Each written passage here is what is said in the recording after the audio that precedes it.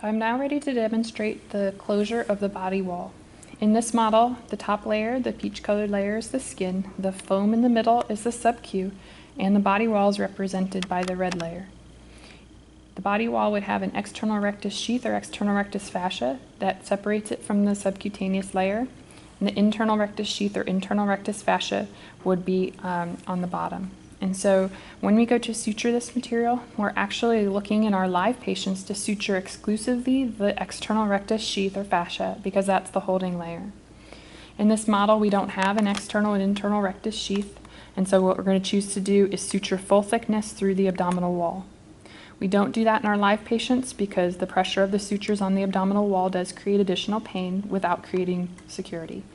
So again, here I'm going to go through the entire tissue. In my live patient, I would choose only to go through the external rectus fascia. So you can reach in with your thumb forceps. People will usually start at one end of the incision or the other, depending on the surgeon's preference for an interrupted line. And so I'm going to actually reach in here and I'm going to push this up so you can see it better. Obviously, I'm not going to be reaching in my surgical patient and doing this because they don't have a port, but I want you to see the needle placement a little bit better.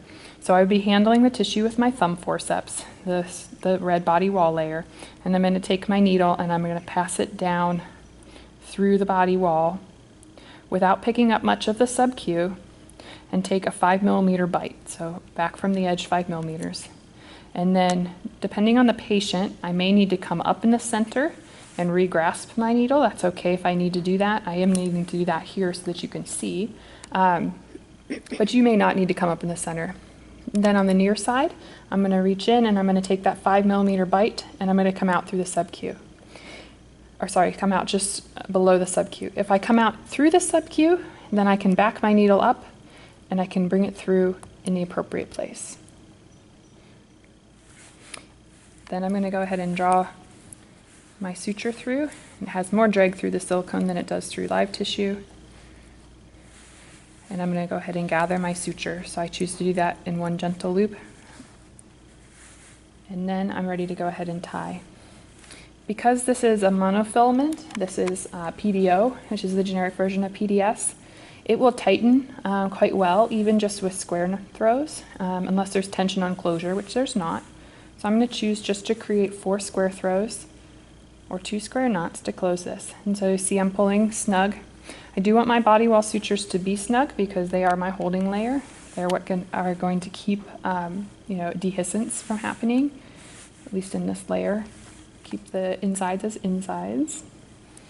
And so after I've done my 4 throws, then I can cut my suture.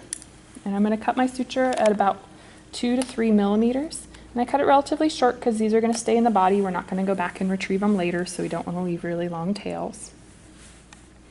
And then I'm going to place a second suture about 5 millimeters from the first suture. So if the first one is here, I'm going to move 5 millimeters in one direction or the other. Again, some surgeons will suture from right to left and some from left to right, and neither is correct or incorrect in an interrupted line. But I'm going to reach in. I'm actually going to push this up one more time so that you can see better. If I was grasping with my thumb forceps, I would reach down and grasp. I'm trying to grasp just that red layer. It's actually not too bad, but you can see a little bit better this way. So I'm going to pass my needle down through, again, in between body wall and subcute, or in my live patient, just through my external rectus sheath.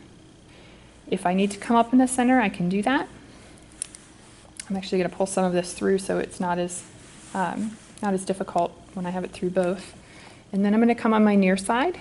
So again, 5 millimeters down from the first suture, I'm going to place the second one, getting a 5 millimeter bite back into the tissue. And then I'm going to pull my suture through and hopefully have them 5 millimeters apart. So again, I'm going to place 4 square throws.